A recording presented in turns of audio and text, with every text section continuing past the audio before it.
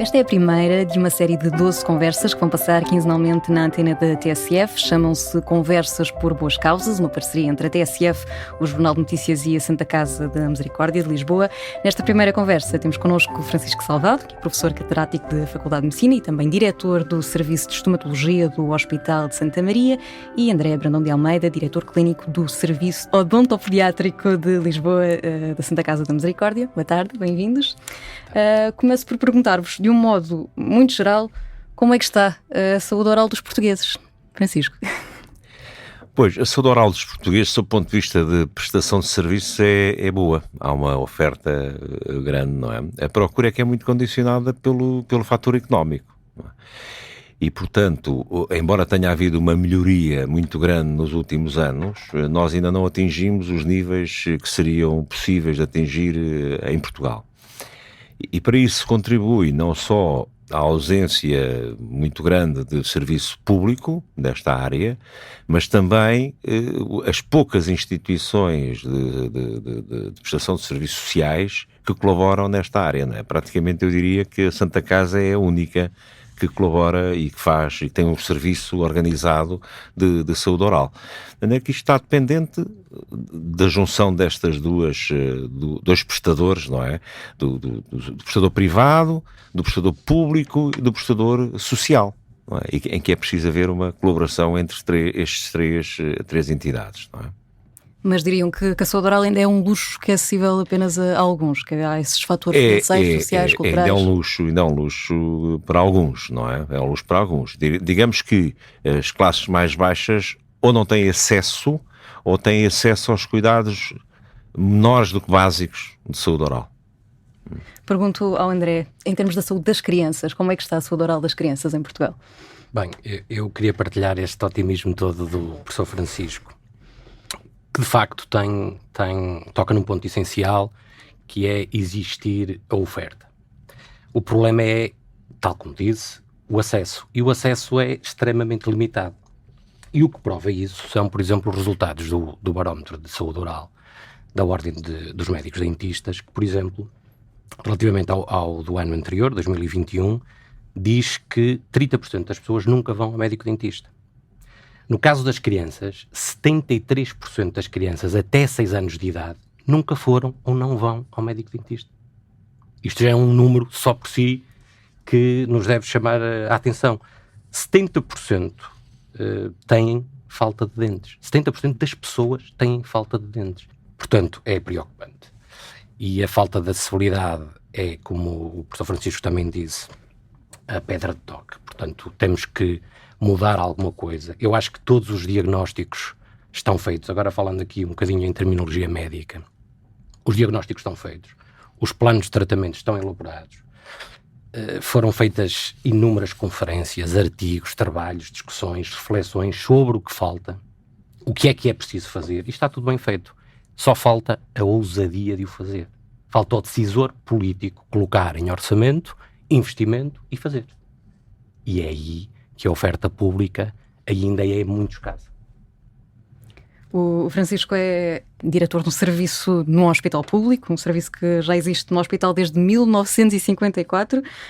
Aquilo que lhe pergunto é, não sente que o seu serviço chega a todos aqueles que precisam dele? Não chega de modo nenhum.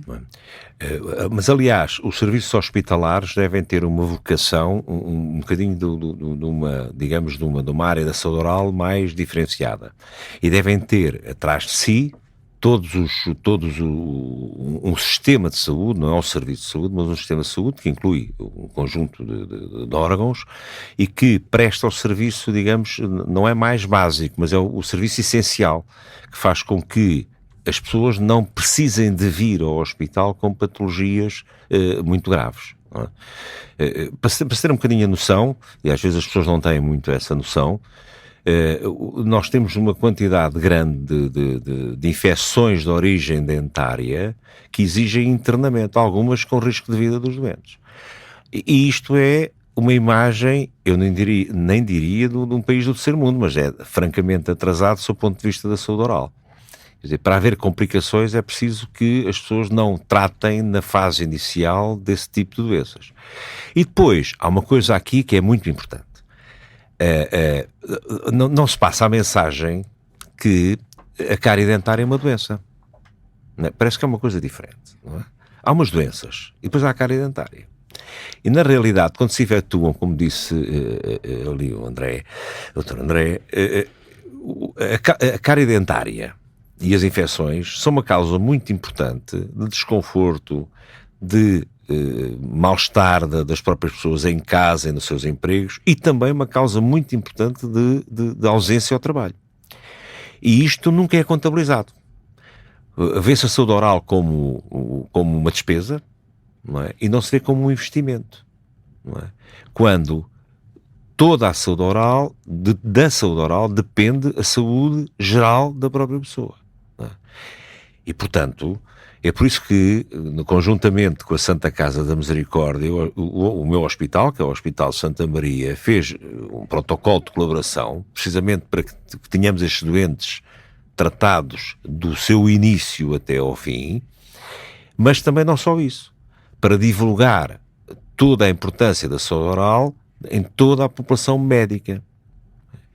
Eu penso, por exemplo, que os médicos de medicina geral e familiares deviam ter mais acesso à informação sobre a saúde oral, porque eles são o pivô do sistema. Quer dizer, se o médico de medicina geral e familiar não se preocupar, não ter a percepção que a saúde oral é importante, nós nunca vamos ter uma grande saúde oral em Portugal, porque na realidade não damos muita importância. Há um trabalho muito engraçado em que foi feito sobre percepção de saúde oral. Eu não sei se me estou alongado mais, mas esse trabalho é muito interessante porque as pessoas, quando se pergunta às pessoas se acham importante não ter dentes, na realidade as pessoas acham importante sob o ponto de vista estético. Saúde é secundária. Ora, isso quer dizer que alguém está a comunicar mal da saúde, não é? Porque se eu disser às pessoas que a obesidade só é preocupante porque as pessoas ficam inestéticas, ninguém vai tratar da obesidade, não é? E a obesidade nós conseguimos, todos os dias ouvimos falar da obesidade, da hipertensão, do tabaco, etc, não é? Mas não se ouve falar muito da saúde oral. Ouve-se falar da saúde oral sobretudo na parte estética, não é? Na função estética. Mas não é. Não é? É sobretudo funcional e sobretudo a saúde em geral. Quer dizer, ninguém pode ser saudável se não tiver dentes, se tiver cáries dentárias, se tiver abscessos dentários, não é saudável, não é? E esse é um conceito que é muito importante que as instituições passem, não é? E mais uma vez é muito importante realçar este papel do SOL, não é? Porque criou pela primeira vez em Lisboa um sistema de tratamento das crianças que não havia. Havia só os hospitais, os centros de saúde, mas que é muito limitado. André, como é que se sente com as pessoas que chegam ao seu serviço? Sente que são estas pessoas que não encontraram resposta no setor público? Sim, é um bocadinho mais do que isso. E por isso é que quando nós falamos do SOL, nós, Santa Casa, muito envaidecidos, dizemos que é pioneiro e inovador. Porquê? Porque ele é assim, tem aqui alguns pilares que marcam a diferença pelo atual estado de coisas e pelo passado até conseguirmos fazer o SOL. Primeiro, o caráter universal do acesso. O SOL trata todas as pessoas, ou melhor, crianças e jovens até aos 18 anos, quando fazem 18 anos são adultos e, portanto, pedem esse caráter pediátrico, independentemente da condição económica dos pais. Ou seja, o acesso é livre. Livre de barreiras. Primeiro, livre de barreiras da condição económica do agregado.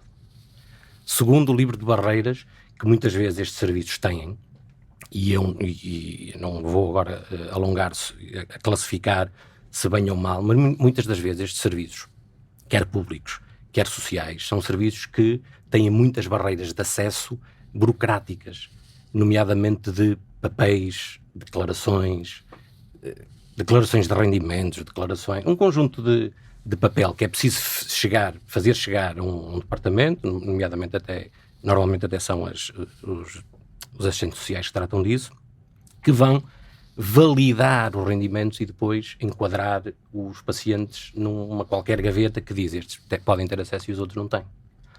E no SOL isso é diferente. Têm todos. Não interessa o clube de futebol do pai, nem a condição económica, nem a cor da pele, nem a origem. Portanto, essa é a primeira grande diferença.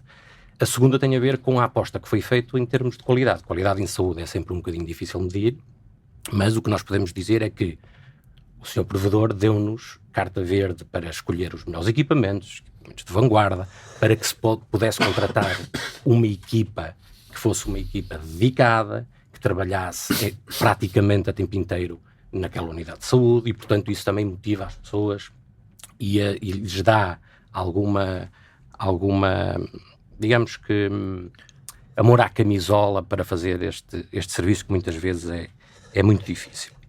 Em termos de número, o SOL, neste momento, tem cerca de 13 mil pacientes, 13 mil utentes. Isto já é um número grande, tendo em conta a população que existe em Lisboa. Eu há pouco não referi, mas é dos 0 aos 18 residentes ou estudantes na cidade. Porquê? Porque é a área de influência da Santa Casa. Portanto, há cerca de 90 mil. Portanto, nós já temos 13 mil de todas as crianças. O caráter multicultural da cidade também está muito bem espelhado, porque temos cerca de 48 nacionalidades diferentes. Portanto, nós temos meninos que nasceram no Brasil, no Bangladesh, no Nepal, no Palau, na Bélgica, nos Estados Unidos, no Canadá. Evidentemente que a maioria, 90%, são portugueses de nascença, mas há este caráter multicultural. 48 nacionalidades diferentes. Depois, e pegando um bocadinho nas palavras que o professor Francisco disse há pouco e que são extremamente importantes, que têm a ver com o impacto que as doenças orais têm nas pessoas, neste caso nas crianças. As doenças orais têm um impacto muito grande na qualidade de vida de uma criança quando estão implicadas funções tão básicas como a fala, como o sorriso, como a mastigação, como o sono, como brincar, não é? Portanto, uma criança que esteja a padecer de dor ou de infecção tem as suas atividades diárias comprometidas e, naturalmente, vai ter, e isso o professor Francisco também referiu, subprodução na escola, falta de rendimento, e isso vai alterar depois o paradigma todo da própria vida do indivíduo, da família e de toda a sociedade. E, portanto, é por isso que o SOL, e nós sabemos que o êxito prolongado de programas de atenção precoce em crianças desde os primeiros meses de vida revela que essas crianças têm um prolongado período de ausência de doenças orais. O que confirma que as políticas de saúde, as políticas públicas, têm que se concentrar sobretudo nestas faixas etárias. Não é só em termos de custo-benefício, é que o trajeto da pessoa, o trajeto de vida, vai ser necessariamente diferente. Dizia, porque não está só condicionada à saúde das crianças no momento, também a vida adulta delas é determinada por isto. Aquilo que lhe perguntava também é o que é que sente que se pode fazer, por exemplo, em lugares como as escolas, o que já está a ser feito ou que ainda é preciso fazer?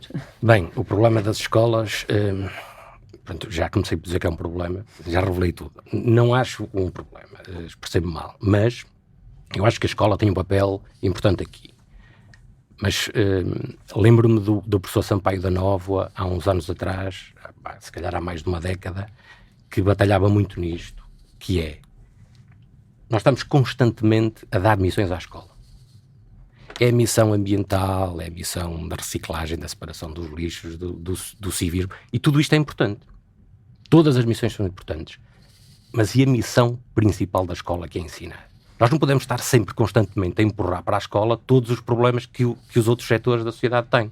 É uma questão na escola que tem que ser dada. Eu admito que seja, mas isso tem que ser. Tem que existir uma reflexão muito grande para abordar aqui um conjunto de currículos. Portanto, só essa questão dava aqui um debate inteiro, mas para dizer que, sim, acho que as escolas têm um papel, mas nós temos que falar com as escolas primeiro antes de lhe implorar mais um problema. O que pensa o Francisco sobre isto? Eu sou da opinião do Dr. André. Quer dizer, eu acho que não podemos transportar tudo para a escola, não é? Mas eu queria voltar só aqui a um ponto que é muito importante, que é a universalidade da prestação de cuidados do SOL. Por exemplo, existe uma população que é francamente prejudicada na saúde oral, que são as pessoas handicapped, quer dizer, são as pessoas que têm deficiência, são as pessoas, aquilo que nós chamamos hoje, utentes com necessidades especiais, não é? Que vão desde os indivíduos com alterações de desenvolvimento e que esses têm de necessidade de cuidados que também são especiais. E esses trazem muitos problemas, não só eles próprios, não é, no seu desenvolvimento, mas à família, que já tem um problema, uma vez que eles não têm o desenvolvimento normal. Infelizmente, em algumas organizações e em algumas, digamos, instituições privadas ou até do próprio Estado, essas pessoas não são, digamos assim, devidamente tratadas e são um bocadinho, dificulta-lhes muito, como disse o Dr. André, a entrada na clínica desses doentes. É preciso provar uma data de coisas, etc. E isso é muito inovador no SOL, porque isso não é posto uma barreira. E depois, existem mais 2 pontos muito importantes desta organização da Santa Casa. O primeiro é que a organização SOL preocupou-se em ter protocolos com as entidades de saúde que estão da sua área. Não é? E por isso é que o SOL tem um protocolo com o ACES Norte e com o Hospital de Santa Maria. E, além disso, preocupou-se também em avaliar aquilo que faz.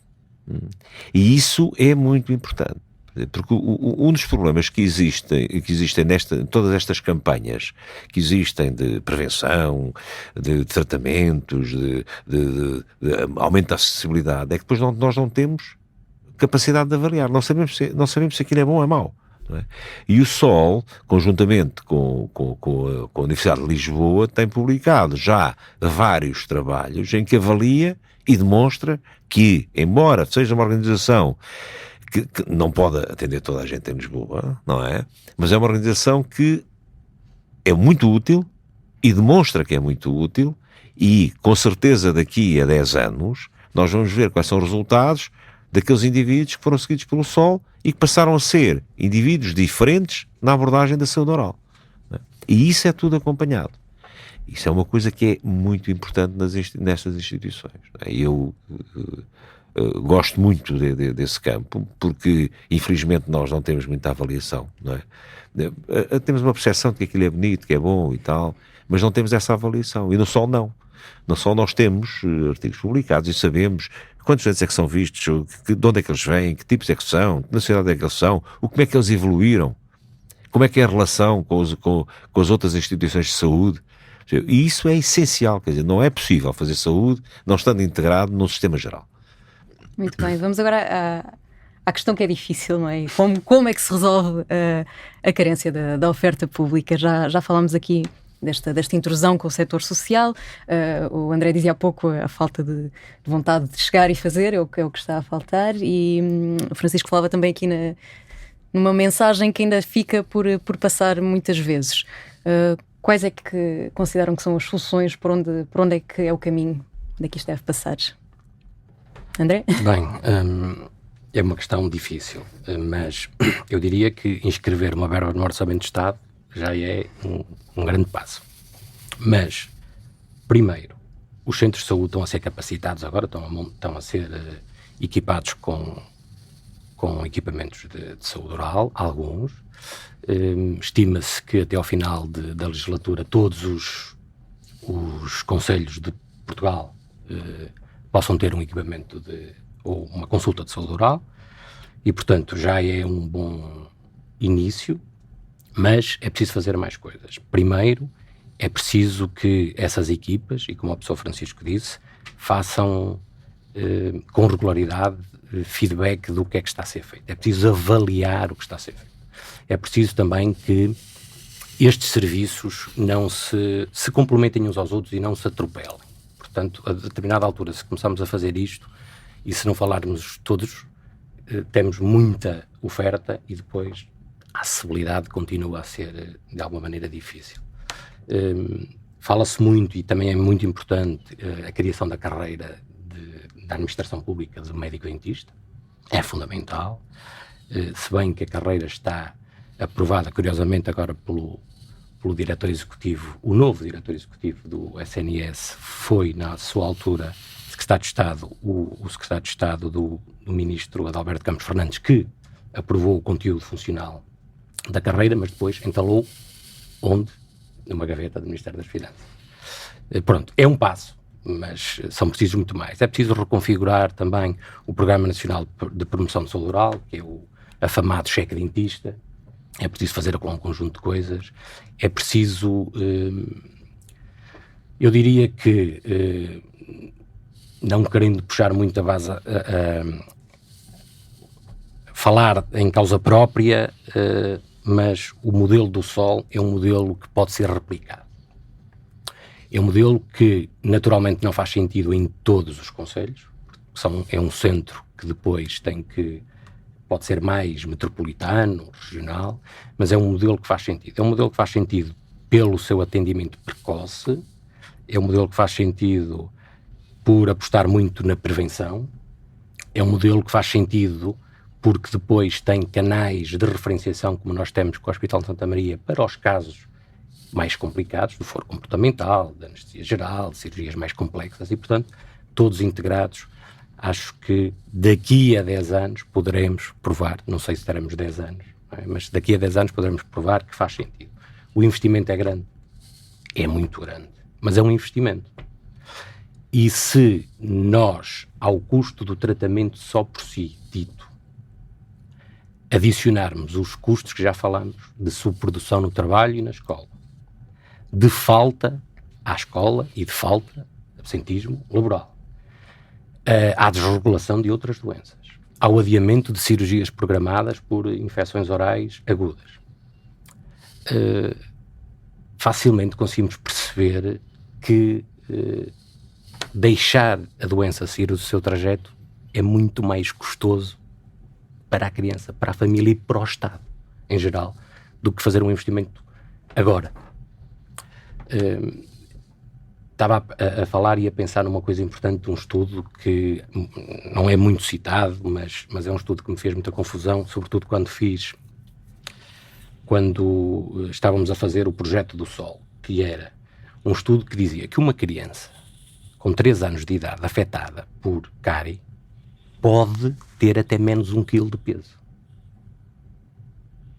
É uma coisa impactante que devia preocupar certamente os nossos líderes políticos, os tais que têm que fazer a tal inscrição em Orçamento de Estado. Mas pronto, basicamente não é uma resposta fácil, não é uma solução fácil, mas esta política de atendimento precoce provavelmente poderia ser ministrada nos centros de saúde. Estas equipas que estão já lá e que vão ser expandidas podiam ser um atendimento até aos 18 anos igual, em conjunto, que agora fala-se muito com o médico dentista, não tem um internato como os colegas das especialidades de stomatologia. Poderiam ser criado um internato e esse internato ser nos centros de saúde para eventualmente poder fazer esse tipo de atenção precoce, de atendimento até aos 18 anos, e os casos mais complicados ser referenciados para os tais centros mais multidisciplinares. Porque depois a saúde oral também não é só higiene oral, medicina dentária e estomatologia. Também é terapia da fala, também é nutrição. Hoje em dia há um consumo de açúcares livres inacreditável e ninguém faz muito pouco por isso. E é uma coisa perfeitamente prevenível, não é? Mas é uma pergunta difícil que eu tenho a certeza que o professor Francisco vai nos ajudar aqui a desbravar caminho. Passamos-lhe a bola agora. Pois, eu acho que essa pergunta é importante, mas não tem uma resposta muito difícil. Em primeiro lugar, é preciso ter vontade política. E depois, é preciso cumprir os 3 pontos que já estão definidos há muito tempo na maior parte dos países, que é, se nós queremos desenvolver uma área da saúde, temos de ter investimento, temos de ter integração e temos de ter avaliação. O que é que isto quer dizer? Quer dizer, no início vai ter de haver um investimento, esse investimento tem de ser feito de uma maneira rentável, de modo a que não se gastem um exagero muito grande de verbas na polarização muito grande desses cuidados. Depois estes cuidados têm de estar integrados. Quer dizer, eu não posso ter, o prestador de saúde oral não pode estar, não pode conhecer o clínico geral do centro de saúde, quer dizer, não pode deixar de conhecer o clínico, não pode deixar de conhecer como é que funciona um hospital, não pode deixar de conhecer, quando eu digo hospital privado, hospital público, hospital social, ele tem de perceber, quem está a trabalhar no Sistema Nacional de Saúde tem de perceber como é que funciona o Sistema Nacional de Saúde. Não é o serviço, é o sistema no geral. Portanto, tem de haver integração. O que hoje há muitas vezes, salvo raríssimas exceções, nomeadamente do SOL, é que há instituições que prestam cuidados de saúde oral e que não estão integradas. Não têm contatos com os centros de saúde, não têm contatos com os hospitais, não têm contatos com outras entidades prestadoras. E depois, é essencial que haja uma avaliação. Mas essa avaliação tem de ser uma avaliação desburocratizada. Porque o que acontece hoje é que a avaliação é feita de tal modo burocratizada que, digamos que é torpedeada pela própria burocracia. Não é? Eu costumo dizer que, às vezes, há situações muito engraçadas. Para avaliar uma pessoa, há 3 avaliadores. Eu não percebo, porque devia ser ao contrário, não era? 3 pessoas, era avaliada por uma pessoa. Mas o Estado preocupa-se muito em avaliar as pessoas, criando uma instituição, uma rede burocrática tão grande, que não avalia nada, não tem resultados. Não é? E de modo que é muito difícil. Portanto, passa sempre por investimento, integração nos cuidados de saúde, de modo a que todos os elementos que estão prestadores, que são, digamos, colaboradores do Sistema Nacional de Saúde, saibam qual é a importância da saúde oral. Porque alguns sabem, mas não lhe dão, provavelmente, a importância que deviam dar. E depois têm de ser avaliados. Quer dizer, quando o Estado faz um investimento, quer ter algum retorno, digamos assim, não é? E o retorno aqui é a saúde. E a saúde, há meios de fazer essa avaliação. Não é? Portanto, eu não posso agarrar e instituir um conjunto de medidas e depois chegar ao fim. Então, e qual foi o resultado? E o resultado fizeram-se 10 mil consultas. Mas isso não é resultado nenhum. Não é? Eu chegar aqui à TSF e perguntar assim, qual é a rentabilidade da TSF? Fez 10 mil entrevistas. Não é? O dono da TSF diz assim, mas 10 mil entrevistas, o que é que isso quer dizer? Não é? Bem, é a mesma coisa. Não é? O Estado avalia muito por este tipo de números, mas não é, a avaliação não pode ser feita assim, tem de ser feita ao longo do tempo. Não é? Dá-se autonomia, depois avalia-se. Portanto, investimento, integração, avaliação. Se o Estado cumprir e se o Estado basear-se nestes princípios e tiver vontade política para decidir, não é uma situação muito difícil de resolver. Não é uma situação muito difícil de resolver. Não é? Eu costumo dizer que, no meu serviço, toda a gente acha que a medicina dentária, a estomatologia é uma especialidade muito cara. Porque é a percepção que as pessoas têm. Na realidade, nós não podemos comparar o custo de um tratamento em medicina dentária ou estomatologia com colocar um stent no coração. É porque um stent no coração dá para um mês de estomatologia. E, portanto, nós utilizamos os stents, isso é importante que se utilizem. Só que as pessoas percepcionaram que aquilo é muito importante para a saúde. E não percepcionam que a saúde oral é importante. Quer dizer, não é, pronto. Não é?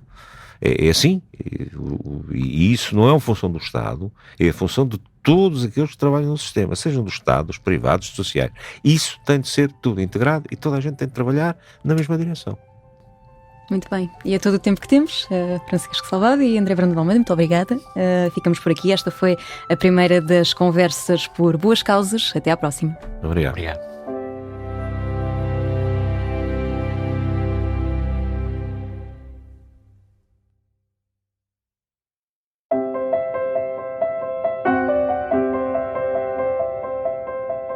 Esta é a primeira de uma série de 12 conversas que vão passar quinzenalmente na antena da TSF. Chamam-se Conversas por Boas Causas, uma parceria entre a TSF, o Jornal de Notícias e a Santa Casa da Misericórdia de Lisboa. Nesta primeira conversa temos connosco Francisco Salvado, que é professor catedrático da Faculdade de Medicina e também diretor do Serviço de Estomatologia do Hospital de Santa Maria, e André Brandão de Almeida, diretor clínico do Serviço Odontopediátrico de Lisboa, da Santa Casa da Misericórdia. Boa tarde, bem-vindos. Começo por perguntar-vos, de um modo muito geral, como é que está a saúde oral dos portugueses? Francisco. Pois, a saúde oral dos portugueses, sob o ponto de vista de prestação de serviços, é boa. Há uma oferta grande, não é? A procura é que é muito condicionada pelo fator económico. Não é? E, portanto, embora tenha havido uma melhoria muito grande nos últimos anos, nós ainda não atingimos os níveis que seriam possíveis de atingir em Portugal. E para isso contribui não só a ausência muito grande de serviço público nesta área, mas também as poucas instituições de prestação de serviços sociais que colaboram nesta área, não é? Praticamente eu diria que a Santa Casa é a única que colabora e que faz, e tem um serviço organizado de saúde oral.